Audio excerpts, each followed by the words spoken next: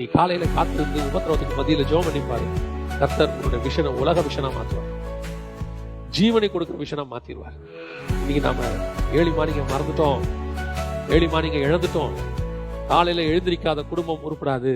தெரிஞ்ச சம்பவம் தான், ஆனா அதுல ஒரு மிக முக்கியமான விஷயம் இருக்கு. வாசி. யாக்கோப்பு பிந்தி தனித்திருந்தான். அப்பொழுது ஒரு புருஷன் பொழுது விடியும் அளவும் அவனுடனே போராடி அவனை மேற்கொள்ளாததை கண்டு அவனுடைய தொடை சந்தை தொட்டார். அதனால் அவருடனே போராடுகையில் யாக்கோப்பின் தொடை சந்து சுளுக்கிற்று. அவர், நான் போகட்டும், பொழுது விடுகிறது என்றார். அதற்கு அவன், நீர் என்னை ஆசீர்வதித்தால் ஒழிய உம்மை போக விடேன் என்றான். நல்லா கவனிங்க. இப்ப பொழுது விடியும் போது நடக்கிற ஒரு சம்பவம் இது. காலையில ஏர்லி மார்னிங் நடக்கிற ஒரு சம்பவம், நம்ம எல்லாருக்கும் தெரிஞ்ச ஒரு சம்பவம். இதுல என்ன ஸ்பெஷாலிட்டி இருக்குது அப்படின்னு கேட்டீங்கன்னா, கர்த்தர் யாக்கோபை காலையில ஆசீர்வதிக்கவே வரல. கர்த்தர் என்ன செய்யல? ஆசீர்வதிக்கவே வரல. அவர் இருக்கிற வரைக்கும் அவங்ககிட்ட ஆசீர்வதிக்கிறேன்னு பேசவே இல்லை. அவர் பாட்டு புறப்பட்டு என்ன செஞ்சுட்டாரு? காலைல 7 மணிக்கு ஆகும்போது அவர் பாட்டு புறப்பட்டு போக்குறாரு. அவர் எதுக்கு வந்தாருன்னா, காலையில வரப்போற ஏசாவை குறித்து இவன் என்ன பண்ணிட்டு இருக்கிறான்? பயந்துட்டு இருக்கிறான். கம்ஃபர்ட் பண்ண வந்தாரு. பயப்படாத, நான் இருக்கிறேன், ஒன்றும் பண்ண மாட்டான் ஏசான்னு சொல்றதுக்கு தான் வந்தார். இந்த பையன் அதுக்கு முன்னாடியே பயங்கரமான பிளான்லாம் பண்றான். அவனுக்கு ஆஃபரிங் எல்லாம் முன்னாடியே அனுப்பி விட்டு, கிஃப்ட் எல்லாம் அனுப்பி விட்டு எல்லாம் பண்றான். ஆனாலும் இவனுக்கு என்ன வரல?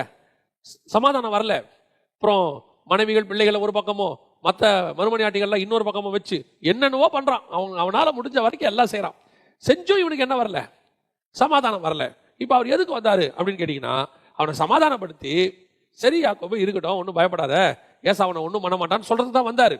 ஆனா இவனை ஆசீர்வதிக்கிற பிளான் அவருக்கு அந்த இடத்துல இல்ல. என்னங்க அப்படி சொல்றீங்க? நீங்க கூட இருந்தீங்களா? இல்ல, கர்த்தர் உண்மையிலே அந்த இடத்துல கர்த்தர் அவனை ஆசீர்வதிக்கிற பிளான் இல்ல. ஏன் அப்படி சொல்றோம் அப்படின்னு கேட்டீங்கன்னா, வாசிங்க. அதே ஆதியாகமத்தின் புத்தகம் 35ஆம் அதிகாரம் 9-10 வாசிங்க பார்ப்போம். யாக்கோப்பு பதான் அராமிலிருந்து வந்த பின்பு, பதாமராமிலிருந்து வந்த பின்பு தேவன் அவனுக்கு மறுபடியும் தரிசனமாகி. இப்ப நல்லா கவனிங்க, மறுபடியும் தரிசனம். இப்ப வந்து யாக்கோபு கேட்கல, இங்க நான் உங்களை பார்க்கணும்னு கேட்கல. அவன் பதாமராமிலிருந்து வந்து நார்மலா இருக்கான். பதாமராமிலிருந்து வந்த போது கர்த்தர் அவனுக்கு மறுபடியும் தரிசனமாகி அவனை ஆசீர்வதித்து. இப்ப கேட்டான் அவன் 32 தான் கேட்டான், ஆண்டவரே நீர் என்னை ஆசீர்வதித்தாலே உம்மை நான் விட மாட்டேன்னு சொல்றான். ஆனா அந்த இடத்துல அவனை ஆசீர்வதிக்கணும்ன்றது அவர் பிளானே இல்லை. அவர் சொல்ற, நீ என்ன உடியாங்கிறாரு. கடைசியா நீர் ஆசீர்வதித்தால் ஒழிய உண்மை நான் விட மாட்டேன் சொன்ன பிறகு, உன் பேர் என்ன? இஸ்ரவேல், நான் உன்னை ஆசீர்வதிக்கிறேன் போயிட்டார். அவ்வளவுதான், வேற எதுவுமே சொல்லல. நான் உன்னை ஆசீர்வதிக்கிறேன், மனுஷனோடும் தேவனோடும் போராடி மேற்கொண்டாயே அப்படின்னு சொல்லிட்டு போயிட்டார். ஆனா இங்க பாருங்க, பதாமராமில் வந்து கர்த்தர் மறுபடியும் அவனுக்கு தரிசனமாகி, வாசிங்க, அவனை ஆசீர்வதித்து இப்பொழுது உன் பேர் யாக்கோப்பு, இனி உன் பேர் யாக்கோப்பு எனப்படாமல் இஸ்ரவேல் என்று உனக்கு பேர் வழங்கும் என்று சொல்லி. இப்ப இத அவர் எங்க பண்ணிட்டாரு? 32 பண்ணிட்டாரு. அவன் கேட்டதுக்கு சொல்லிட்டாரு. ஆனா 35 திருப்பி இவரே வந்து சொல்றாரு, இனி உன் பேர் யாக்கோபு எனப்படாமல் இஸ்ரவேல் எனப்படும். வாசிங்க, தொடர்ந்து வாசிங்க.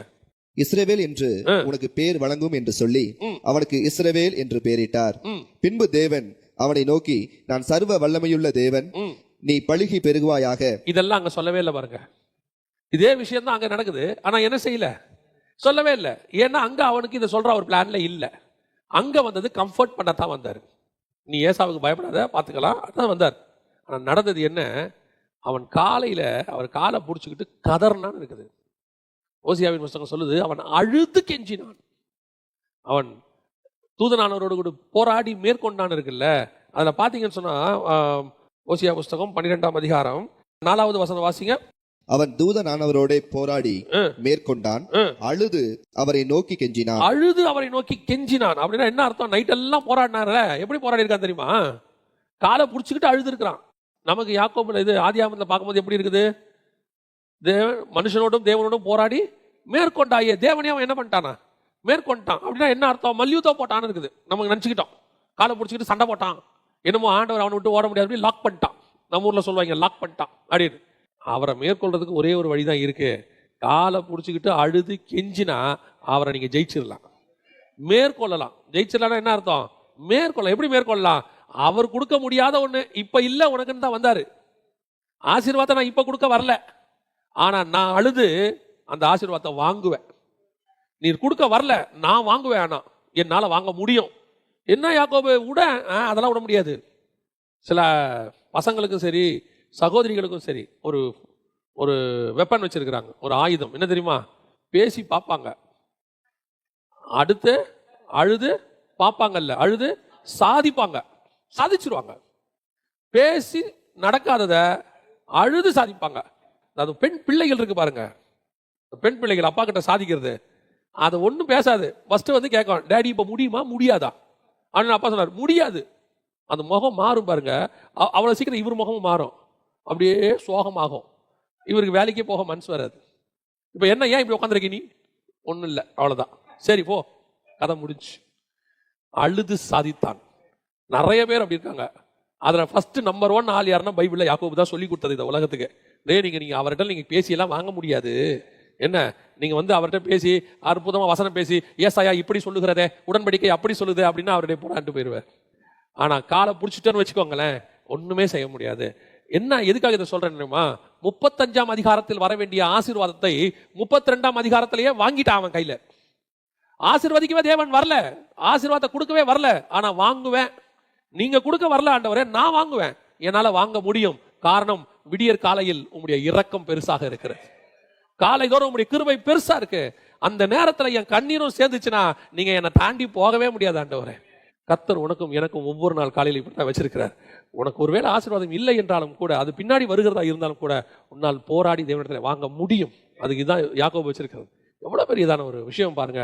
அதாவது நம்ம படிக்கிறதுக்கு சாதாரணமா இருக்கு, வானத்தையும் பூமியும் உண்டாக்கின தேவனை மனசை மாத்திராம பாருங்க. அவன் வானத்தையும் பூமியும் உண்டாக்கின தேவனுடைய மனசை கரைய பண்றான் பாருங்க. இப்ப கொடுக்காதது இல்ல இல்ல, நீங்க கொடுத்துட்டு போ, அதெல்லாம் முடியாதுப்பா, நீங்க கொடுத்துட்டு போங்கப்பா. இதுதான் காலையிலே கர்த்தர் இடத்துல இருக்கிறது. காலையில அவர் மனசு அப்படியே மெல்ட் ஆயிடும். அதான் வசனம் சொல்றது, காலை தோறும் அவருடைய கிருபை புதிதாக இருக்கிறது, அவருடைய இரக்கங்களுக்கு முடிவே கிடையாது. எப்படி ஒரு இரக்கம் கொடுக்க முடியாததை கொடுக்க வைக்கும், இல்லாததை உருவாக்கும். காலையில கர்த்தர் உன்னை ஆசீர்வதிக்கவே ஆசீர்வதிப்பார். இதான் கர்த்தர் உனக்கு எனக்கு வச்சிருக்கிறது. இவ்வளவு மேன்மையை ஏர்லி மார்னிங்ல கர்த்தர் வச்சிருக்கிறார். என்னைக்காவது நம்ம எவ்வளவு மிஸ் பண்றோம் பாருங்க. நீங்க ஏர்லி மார்னிங் காத்திருந்தீங்கன்னா திரும்பி வரும்போது சக்சஸோட தான் வெளியே வருவீங்க. அதான் உண்மை. காலை சமூகத்துல போய் உட்காந்துட்டீங்கன்னா ஒரு 1 hour உட்காந்துட்டு அவர் சமூகத்துல, இல்லப்பா எனக்கு இன்னைக்கு இது மாதிரி பிரச்சனை இருக்கு, இன்னைக்கு நீங்க இவ்வளவு இருக்கு, இவ்வளவு சொல்லியிருக்காங்க, நீங்க எனக்கு செஞ்சா தான்ப்பா விடுவேன்னா, செய்யறேன் போன்னு ஒரு வார்த்தை அவர் வாயில வந்துட்டா போதும். அதுக்கப்புறம் எதை பத்தியுமே கவலைப்பட வேணாம். அந்த நாள் முழுவதும் தைரியமா இருக்கலாம். ஏன், சொன்னது ஆண்டவர் செய்வார். எனக்கு நான் எப்பவுமே அப்படிதான் வச்சிருக்கிறேன். எனக்கு அந்த வார்த்தை மட்டும் வந்துடணும். அந்த வார்த்தை அவர்கிட்ட இப்போ இன்னைக்கு ஒரு சாட்சின்னு வச்சுக்கோங்களேன். பாஸ்டர் சொல்லிட்டாங்க, நாளை காலையில நீங்களே கொடுங்கண்ணே அப்படின்ட்டாங்க. அன்னைக்கே சொல்லிட்டாங்க காலையில கொடுங்கன்னு.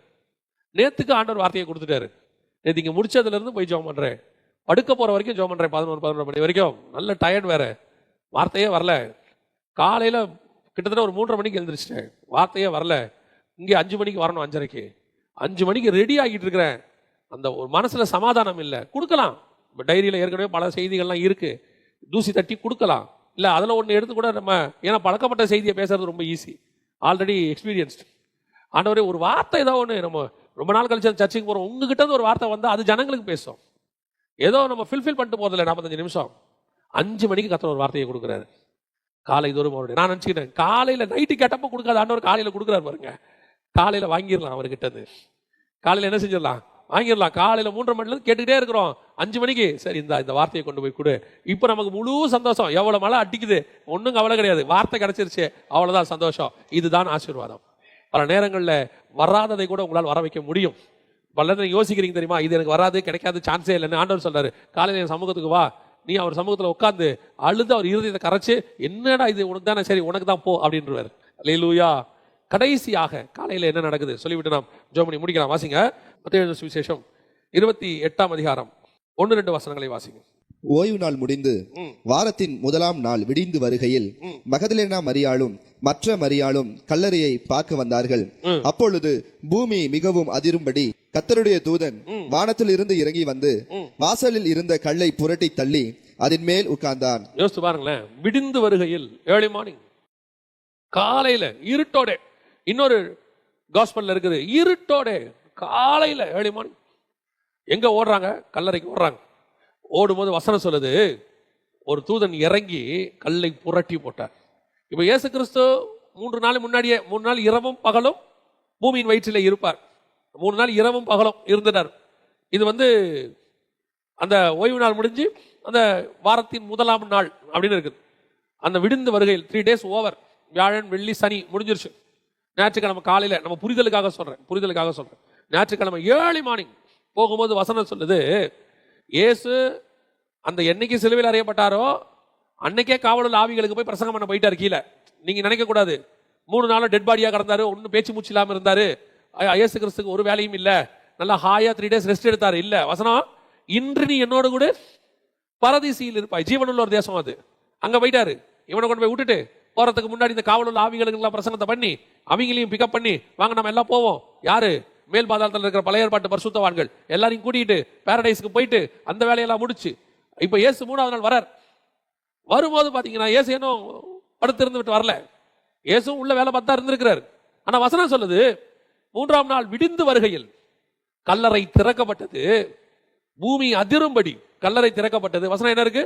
வானத்தில் இறங்கி வாசந்த கல்லை புரட்டி தள்ளி அதன் மேல் உட்கார்ந்தான். இதோட அர்த்தம் என்ன தெரியுமா? அதுக்கு முன்னாடி உள்ள அத்தனை காரியத்தையும் கர்த்தர் புதுசாக்க போறார். பழையவைகள் எல்லாம் ஒளிஞ்சு போகுது. நியூ விஷயத்தை ஸ்டார்ட் பண்றார். நியூ கவனன்ட், புதிய உடன்படிக்கையை ஸ்டார்ட் பண்ண போறார். பாவ மன்னிப்புக்கு பிறகு பூமி புதுசா இன்னைக்கு தொடங்குது. புரியுதா? ஏதோ சாதாரணமான விஷயம் இல்ல. 4000 வருஷத்தினுடைய பாவத்தை அன்னைக்கு சுமந்து தீர்த்து முடிச்சிட்டார் இயேசு. Everything over. இப்போ புது பூமி பிறக்குது. எப்படி? நல்லா கவனிங்க. எப்படி முதல் 2000 வருஷத்துல தண்ணியில பூமியை கழுவுனார் ஆண்டவர். புரியுதா? கழுவி நியூ புதுசா பூமி அன்னைக்கு ஸ்டார்ட் ஆகிற மாதிரி அது நோவா காலத்துல பேழையில இருந்து வெளியே வந்து நோவா பேழையை விட்டு வெளியே வந்து புது பூமியை ஸ்டார்ட் பண்ற மாதிரி அது. இப்ப இயேசு கல்லறையில இருந்து வெளியே வந்து புது பூமியை ஸ்டார்ட் பண்றாரு. ஏன்? அப்ப தண்ணியால கழுவுனாரு, இப்ப ரத்தத்தால கழுவி முடிச்சிட்டார். நியூ கவர்னன்ட் ஸ்டார்ட் ஆகுது. எப்ப ஸ்டார்ட் ஆகுது தெரியுமா? விடிந்து வருகையில், ஏர்லி மார்னிங். முதல்ல வாசம் காலையில் வரும்போது ஆதாம் உடன்படிக்கையை மீறினான். அந்த உடன்படிக்கையை ஆண்டவர் மன்னித்து அவனை அழிக்காம வச்சுக்கிட்டார். ஆனா இங்க அதிகாலை விடிந்து வருகையில் அதே குளிர்ச்சியான வேளையில் அவன் மீறின உடன்படிக்கையை கர்த்தர் புதிதாக்கி விட்டார். நியூ கவர்னன்ட். இவர் தான் 2ஆம் ஆதாம். புரியுதா? அவன் தோட்டத்திலிருந்து செஞ்ச தப்ப இவர் கெத்சமனே தோட்டத்திலிருந்து கல்வாரிக்கு போய் புதுசாக்குறார். விடிந்து வருகையில் நியூ கவர்னன்ட், புது பூமி கர்த்தர் புதிதாக்கி நம்ம கையில கொடுத்தாரு. அதுக்கு முன்னாடி இருந்தது வேறு, அதுக்கப்புறம் இருக்கிறது வேறு. அந்த செப்பரேஷனை குறிக்கிறதா விடிந்து வருகையில். உங்களுக்கும் எனக்கும் ஆண்டவர் அப்படிதான் ஒவ்வொரு நாள் காலையிலையும் புதிதான காரியத்தை வச்சிருக்கிறார். காலை தோறும் அவருடைய கிருபை, அதுதான் புது கவர்னன்ட். காலையில ஓபன் ஆச்சு புது கிருபை. இது வரைக்கும் இருந்த காலை அல்ல, இது வேறு விதமான காலை. இந்த காலையில கர்த்தருடைய பழைய மரணத்தை ஒழிச்சிட்டார், உன் பழைய பாவத்தை ஒழிச்சிட்டார், உன்னுடைய சாபங்களை ஒழிச்சிட்டாரு, உன்னுடைய கட்டுகளை ஒழிச்சிட்டாரு. இப்ப எல்லாமே புதுசு, நியூ. அது எப்ப கிடைக்கும் தெரியுமா? காலையில தான் கிடைக்கும். அப்ப ஆண்டவர் சொல்றாரு, அந்த காலையில போற மகதலேனா மரியாளுக்கு தான் அது கிடைச்சிச்சு. பாருங்க, பேதுரு அப்போஸ்தலர், யோவான் அப்போஸ்தலர், 11 அப்போஸ்தலர் எல்லாரும் சொல்லுவாங்க, கர்த்தர் யாருக்கு தரிசனமானார்? முதல்ல மகதலேனா மரியாளுக்கு தரிசனமானார். மகதலேனா மரியாள் வீட்டில் இருந்து கர்த்தர் போய் மகதலேனா மரியாளை வீட்டில் பார்த்தாரா? இல்ல மகதலேனா மரியாள் கல்லறைக்கு வந்ததுனால கர்த்தர் மகதலேனா மரியாளை பார்த்தாரா? கல்லறைக்கு வந்ததுனால. அவர் முதல் தரிசனம் மகதலேனா மரியாளுக்கு கொடுக்கணுங்கிறதல்ல, முதல்ல பார்க்க வந்தது அதனாலதான் அவரை பார்த்தா. இப்ப மகதலேனா மரியாளுக்கு முதல்ல காலங்கத்தால பேதுரு வந்திருந்தா, அப்ப கர்த்தருடைய நோக்கம் மகதலேனா மரியாளுக்கு தான் கொடுக்கணும் இல்ல. கர்த்தருடைய நோக்கம், யார் என்னை காலையில் தேடி வருகிறானோ அவனுக்கு தான் என் முதல் தரிசனம். அது காட்ஸ் பிளான். மகதலேனா மரியாள் என்பது ஒரு சபை, ஸ்திரீக்கு அடையாளம். எந்த சபை காலை தோறும் காத்திருக்கிறதோ அந்த சபை கர்த்தரை காலையிலே பார்க்கும். காத்திருக்கிற சபை விடிந்து வருகையில், ஏர்லி மார்னிங். இயேசு உயிர்த்தெழுந்தாரா இல்லையா தெரியாது. இப்ப நாங்க வந்தது செத்த உடம்புக்கு சுகந்த வர்க்கத்தை போடத்தான் வந்தோம். நாங்க வந்தது பழசா ஏதாவது ஒன்று கிடைக்கும் தான் வந்தோம். நாங்க வந்தது இன்னும் பெருசா எதிர்பார்த்து வரல. ஆனா நாங்க வந்த நேரம் புதுசு கிடைக்கிற நேரம்.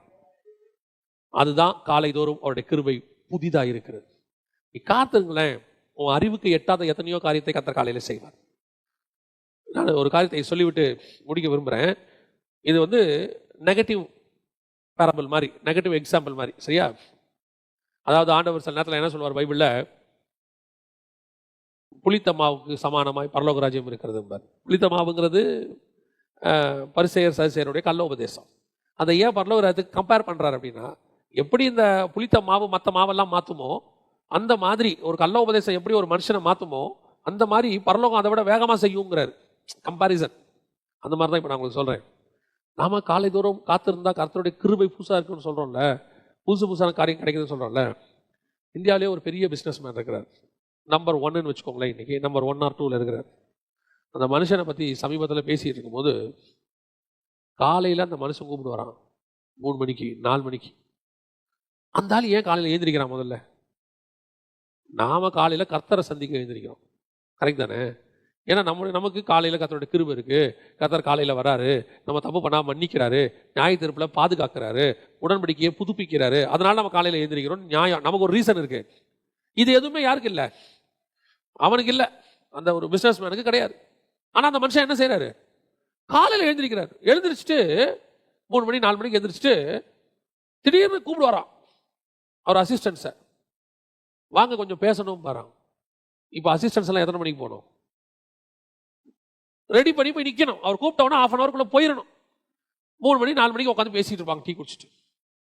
யோசித்து பாருங்க, ஒரு உலக பிரகாரமாக காலையில் எழுந்திரிச்சு அந்த குளிர்ச்சியான நிலையில அந்த மெடிடேட் பண்ற நேரத்தில் ஒருத்தங்க உட்காந்து தன் வேலையை பற்றி சிந்திக்கும் போது அவன் இந்தியாவிலே நம்பர் 1 மாறிடுறான். நம்ம சும்மா சாதாரணமாக பிள்ளைகளை சொல்லுவோம், நீங்கள் பார்த்துருக்கீங்களா? காலையில் படிடா. முந்திலாம் சொல்லுவாங்க, நம்ம ஸ்கூலில் சொல்லி கொடுப்பாங்க, காலை எழுந்தவுடன் படிப்பு. ஏன்னா அந்த நேரத்தில் நீ படிக்கும் போது அது மனசில் என்ன செய்யுது? லைஃப்பில் பதிஞ்சிரும், அப்படியே இருதயத்தில் பதிஞ்சிரும். அதுக்கு தான் ஏர்லி மார்னிங். இவங்கெல்லாம் ஸ்பிரிச்சுவலாக எழுந்திரிக்கல, இவங்கெல்லாம் ஃபிசிக்கலி ப்ராக்டிக்கல் லைஃபுக்காக அதை யூஸ் பண்ணுறாங்க. அந்த கால வேலையை நீங்களும் நானும் ஸ்பிரிச்சுவலி யூஸ் பண்ணால் எப்படி இருக்கும் பாருங்க. அவன் இந்தியாவையே பிடிக்கிறான்னா நீங்கள் நானும் உலகத்தையே பிடிக்க முடியும். ஸ்பிரிச்சுவலி சொல்கிறேன் பாருங்க. தொழுமரத்தில் கை காலையும் கட்டி ஒருத்தனை போட்டாங்க. வசனம் சொல்லுது, அவன் படுத்து தூங்கலை, அவன் காயத்தை நம்ம என்ன பண்ணல, மேன்மைப்படுத்தலை. அவன் அடித்தாங்க பிடிச்சாங்க, அவன் ஜெயிலில் போயிட்டு என்ன பண்ணுறான் தெரியுமா? பாட்டு பாடிக்கிட்டு இருக்கிறான். அவன் பாருங்க பாட்டு பாடிக்கிறான், தூங்கலை. பேதுரு ஜெயிலில் தூங்கினாரு, 4 பேர் செத்தான். அவர் ஜெயில விட்டு போனவொடனே என்ன ஆயிடுச்சு? 4 பேர் செத்தான். பிடிச்சி என்ன பண்ணிட்டாங்க? அவனை கொலை பண்ணிட்டாங்க. ஆனால் பவுல் சிறைச்சாலையில் துதித்து பாடினா 4 பேர் ரட்சிக்கப்பட்டான். அல்லேலூயா. இதான் முக்கியம். நீ காலையில் காத்திருந்து உபத்திரவத்துக்கு மத்தியில் ஜெபம் பண்ணிப்பாரு. கர்த்தர் உன்னுடைய விஷனை உலக விஷனா மாற்றுவார், ஜீவனை கொடுக்குற விஷனா மாற்றிடுவார். இன்னைக்கு நாம ஏர்லி மார்னிங்கை மறந்துட்டோம், ஏர்லி மார்னிங்கை இழந்துட்டோம். காலையில் எழுந்திரிக்காத குடும்பம் உருப்படாது. இல்லைங்க, நாங்கள் லேட்டாக படுக்கிறோம். படுக்காத, 10 மணிக்கு படுங்க. என்ன பண்ண போறீங்க? எதுக்கு வாட்ஸ்அப் உட்காந்து பார்த்துக்கிட்டு இருக்கிறீங்க? எதுக்கு உட்காந்து ஃபேஸ்புக் பார்த்துக்கிட்டு இருக்கிறீங்க? எல்லாத்தையும் 10 மணிக்குள்ள முடிங்க. ஏர்லி மார்னிங் 3 மணிக்கு 4 மணிக்கு எழுந்திரிங்க. எதுக்காக தெரியுமா? நீங்கள் எழுந்திரிக்கிறது உங்களுக்காக மட்டும் இல்லை, உங்களுக்கு வருகிற நியாய தீர்ப்பிலிருந்து தப்பிப்பதற்காக, உங்களுடைய பாவங்களிலிருந்து விடுதலை பெறுவதற்காக, உங்களுக்கு வைத்த ஆசீர்வாதத்தை நீங்கள் புதுப்பித்துக் கொள்வதற்காக. You can get the new கவர்னன்ட். புது உடன்படிக்கையை தேவனிடத்தில் பெற்றுக்கொள்வதற்காக ஆண்டவர் சொல்றார், காலை வேளையிலே நீ காத்திரு, அவருடைய கிருபை காலைதோறும் புதிதாக இருக்கிறது.